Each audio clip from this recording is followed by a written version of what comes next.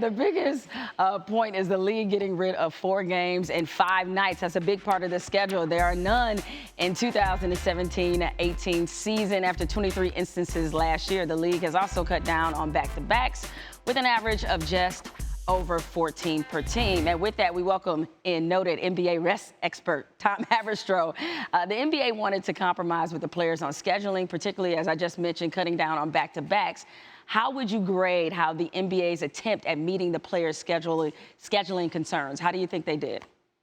I'm giving them a passing grade on this one. I was really impressed. If you look at the nuts and bolts of this schedule, the big thing that stands out to me is none of the ABC games for the Golden State Warriors this year are coming in a back-to-back, and that's huge because last year, as you remember, Steve Kerr, he rested Steph Curry, he rested Draymond Green and Klay Thompson, and that came on a back-to-back, and that was his big thing was, hey, if you're going to play my games in a marquee game, make sure that they're going to be well rested and not going to be traveling, 8 games in nine different cities in that long road trip. So Steve Kerr, last year, 4 of their 5 ABC games were in back-to-back sets. In this season alone, they have 0 back-to-back sets in their 6 ABC games, and there are 22 marquee games that the NBA protected to make sure those teams are fully rested on Christmas Day, on Martin Luther King Jr. Day, and in the opening week. So big kudos to the NBA for compromising with the league union on that. Yeah, maybe we won't spend so much of the NBA season talking about who's resting, who's not resting.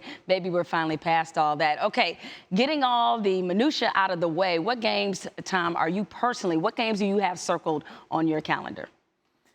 I mean, I'm looking at Gordon Hayward coming back to Utah because I find it interesting. He had an extension with Utah and spent an extra 4 years after his rookie deal. I wonder if they're going to boo him. It's not going to be a good look for a small market team to boo a guy like Gordon Hayward for leaving because, a lot of teams or a lot of players are going to want to play for Utah and looking at, do they respect their players for all that they've done for the franchise? And, the guy for an all-star to get booed in the year after that'd be a tough look. But I'm also looking at March 11th, Lonzo Ball and LeBron James. I mean, that's going to be a lot of fun. And look, the guy Lonzo Ball did something has never been done in the Summer League. Triple-double has never been done in the Summer League, and he did it 3 times. So the hype is real on that dude. I can't wait to watch every game of his next season. Yeah, same here. And I also can't wait to see him play against some of those players that his father had a lot of interesting opinions about.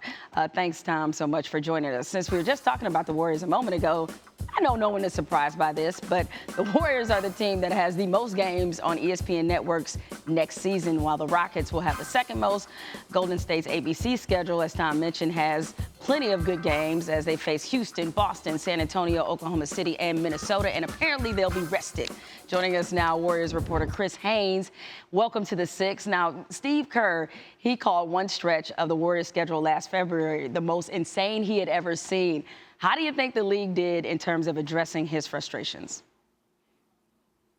Well, I think obviously they cleared that up. And that stretch Steve Kerr was talking about last year, it was down the stretch of the February going into March, where the Warriors played 8 different teams in 8 different cities in 13 days.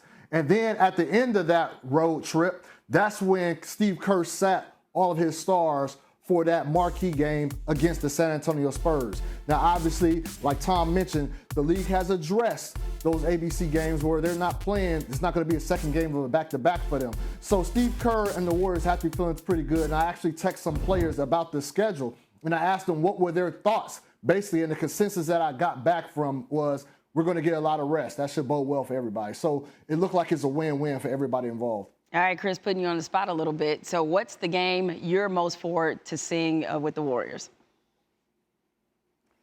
Me personally, January 20th, Golden State at Houston. The reason I say that game is Daryl Morey, the general manager for the Rockets, he went all out. While a lot of teams are just going to try to wait out the Golden State Warriors dynasty, Rockets went out there and went out there for Chris Paul. Got him. We don't know if it's going to work, but he's putting all his eggs in the bag and want to see what happens.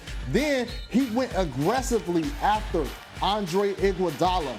I'm going to have a story about that later on in the week about how he went about that approach. and he almost had them. But I will say this, is that the Rockets are still not done, obviously, in the Carmelo sweepstakes. So that's another reason why I'm saying that game is going to have a lot to do as far as how we view supremacy in the Western Conference. And Chris, I just want you to know you've officially joined the dark side. You just promoted your own story for a week from now. That is some TV savvy right there, my man. Way to do that. But thank you so much for joining us. I took my swing. See, you have to shoot your shot, right? 2017.